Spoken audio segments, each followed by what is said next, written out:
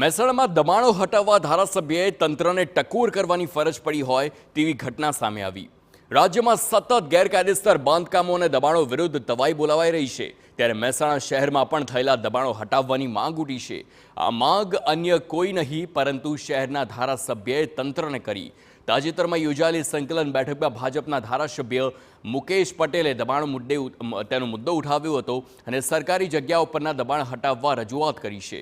ધારાસભ્યએ પત્ર લખી તંત્રને દબાણ સર્વે નંબર પણ આપ્યા છે અને જેમાં 525 જેટલા સર્વે નંબરો પર 50,000 ચોરસ મીટર જગ્યા પર દબાણો થયેલા હોવાનો દાવો કરવામાં આવ્યો।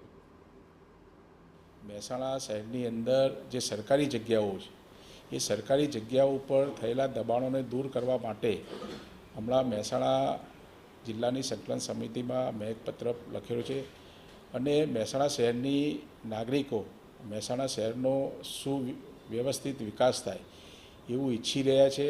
લગભગ આવા મહેસાણા શહેરની અંદર સરકારી જગ્યાઓ ઉપર લગભગ 525 અલગ અલગ સર્વે નંબર ઉપર દબાણ થયેલા છે।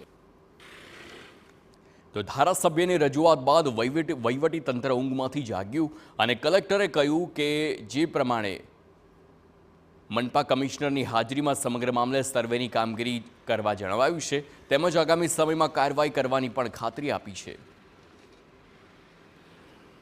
અહીંયાથી એક ટીમ બનાવી અને તમામ જે એમણે કંઈ સર્વે નંબરો કે જે દબાણોની વિગતો આપી છે એનું આપણે સર્વે કરાવવાનું કહ્યું છે અને સર્વે કરાવ્યા પછી મહેસૂલી તંત્ર, કોર્પોરેશનનું તંત્ર અને સિટી સર્વે એ બધા સાથે રહી અને દબાણ બાબતે એના જે કંઈ હશે નિયમ અનુસારની કાર્યવાહી કરવામાં આવશે। મહેસાણા નગરપાલિકા હવે મહાનગરપાલિકા બની ગઈ છે, ત્યારે જો દબાણો દૂર કરવામાં આવે તો શહેરમાં સ્પોર્ટ્સ કોમ્પ્લેક્સ, ગાર્ડન તેમજ અન્ય પ્રોજેક્ટ બનાવી શકાય। ત્યારે હવે જોઈ રહ્યું કે શહેરમાંથી દબાણો ક્યારે દૂર થાય છે।